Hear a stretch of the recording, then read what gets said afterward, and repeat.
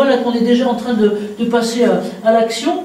Et on a un autre acteur, alors là on va avoir un tandem si vous voulez bien, et ça va être le tandem à la fois Audrey Richet et Christelle si vous voulez bien. Donc Audrey, vous représentez la RAT et la RAT Centre Val-de-Loire, et on sait que la RAT, alors déjà je louais tout à l'heure votre collègue Florence Chappert sur ces questions-là, qui permet au moins d'avoir des chiffres, parce que ce que vous disiez, ce que disait aussi bien Marie-France tout à l'heure que Catherine, si on n'a pas de data, si on n'a pas d'éléments, si on n'a pas de chiffres, enfin, c'est pas les médecins qui vont dire ça, mais on ne peut pas connaître la pathologie et donc trouver les remèdes. Donc ça c'est tout à fait important.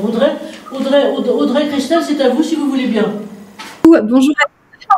Bonjour à toutes et à tous, je suis Audrey Richet, je suis chargée de mission égalité professionnelle et dialogue social à l'Agence régionale pour l'amélioration des conditions de travail en région Centre-Val de Loire.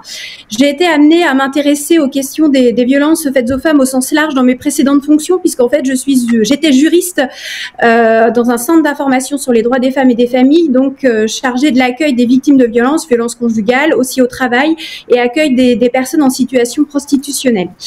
Je me suis intéressée à la prévention des violences sexistes et sexuelles au travail dans l'entreprise de façon large et pas spécifiquement pour le soin, dans le cadre d'un projet partenarial avec l'ARACT à l'époque où j'étais CIDFF, et depuis j'ai rejoint l'ARACT. Dans mes missions nouvelles de l'ARACT, il y a 2 ans, j'ai été sollicitée par Madame Christelle Richardot-Courtois, d'où notre portage de voix à 2, qui est aide-soignante et référente harcèlement sexuel élue du CSE, du CMR, soins médicaux et de réadaptation, un centre qui est rattaché à la Croix-Rouge et qui est situé à la Mandrol-Choisille dans le 37, donc en Indre-et-Loire.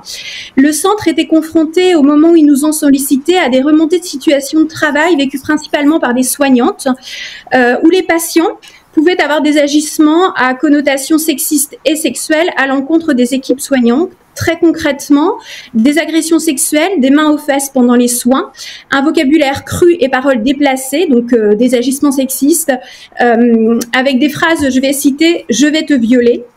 La particularité de la demande pour l'ARACT, en tout cas pour la prise en charge dans l'accompagnement, en dehors des facteurs de risque que l'ARACT et l'ANACT a identifiés sur le sujet des VSST en entreprise, la particularité, c'est que les patients qui étaient auteurs pouvaient avoir des troubles cognitifs et des lésions cérébrales acquises. Et donc, dans ces situations, le centre s'interrogeait sur comment agir pour protéger le personnel soignant, notamment le personnel féminin, face à ces patients qui avaient besoin de soins, à qui il y avait une obligation de soins, donc on était un petit peu sur cette injonction, et on s'interrogeait également de savoir si les patients avaient conscience ou non des actes qu'ils commettaient. Dans toutes ces problématiques, on était dans un collectif de travail où certaines soignantes n'osaient pas parler des gestes contraints qu'elles subissaient concrètement, par exemple, pendant les toilettes.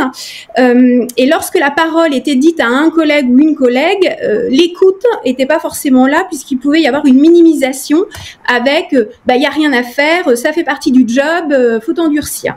Je cite. Donc c'est avec tout ce cadre-là que je rencontre Christelle et sa cadre. Et donc Christelle, je vous passe le relais pour expliquer ce que le centre a mis en place.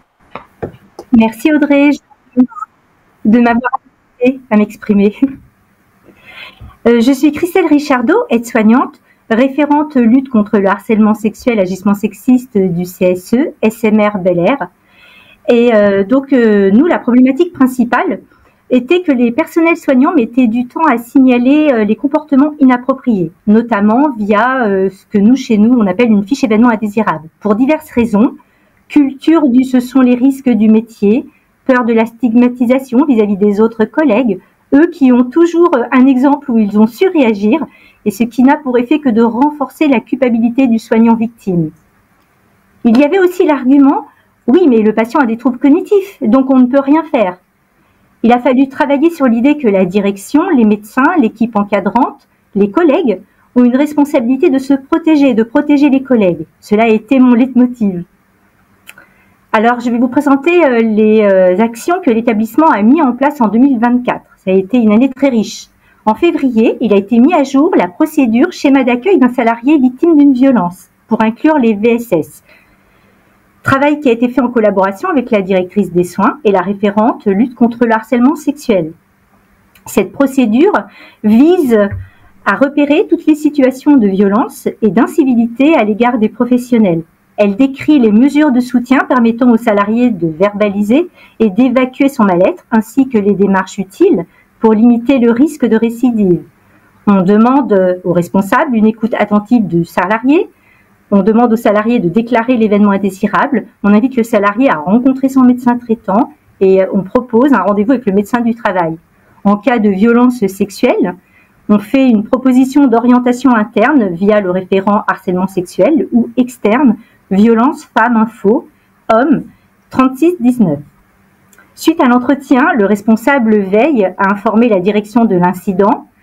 L'acte doit être déclaré sur le site de l'Observatoire national des violences en milieu de santé. Et quand cela concerne un patient, une réunion des professionnels du service pour analyser l'incident et adapter l'organisation pour limiter les récidives est organisée. Il peut aussi y avoir le déclenchement du dispositif Stimuli, qui est une écoute et un soutien par des psychologues de la Croix-Rouge. Et maintenant, Christelle, c'est bien, on voit bien à la fois l'analyse et donc la mise en place des procédures. Quelle perception, vous, je dirais, sur le terrain, vous voyez là maintenant de l'évolution, justement, depuis la mise en place de ce dispositif? Question à la fois pour Christelle et pour Audrey. Alors, l'évolution que l'on pourrait dire positive, c'est que avant, les personnes qui étaient victimes de ce genre de violences sexistes et sexuelles n'osaient pas s'exprimer. Et en fait, la plupart du temps, ne faisaient pas de déclaration. Ça veut dire que ce n'était pas remonté de manière institutionnelle, et c'était donc quelque chose dont ils pouvaient parler avec leurs collègues, d'une manière informelle, mais ce n'était pas formalisé par rapport à l'institution. Et ça, c'était problématique parce que pour le coup, on n'avait pas d'enquête, on n'avait pas de choses qui étaient analysées. Et il se trouve que avec ces documents et avec différents problématiques de faits d'agression qui ont pu se produire, il y a eu un travail qui s'est fait en commun avec l'encadrement, avec la direction, avec moi-même, le harcèlement sexuel, pour essayer de analyser la problématique qui pouvait arriver et pour essayer de mettre en place des actions pour venir en aide d'une manière efficace aux professionnels.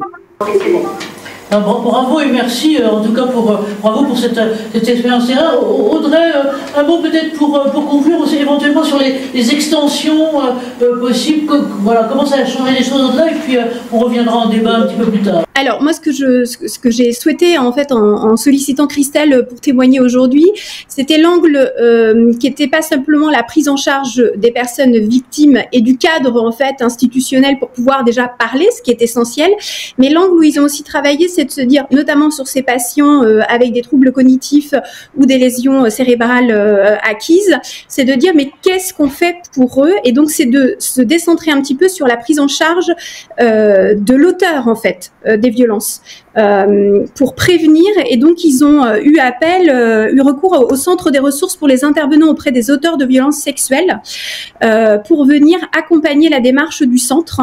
Ça s'est fait via des conférences, via aussi venir questionner la notion de consentement, qu'est-ce que les professionnels entendaient derrière le consentement, et comment par une échelle des comportements observables, comment en fait on peut prévenir au plus tôt les comportements des patients de sorte à ne pas attendre qu'il soit trop tard avant la prise en charge du patient. Donc, il y avait un petit écart.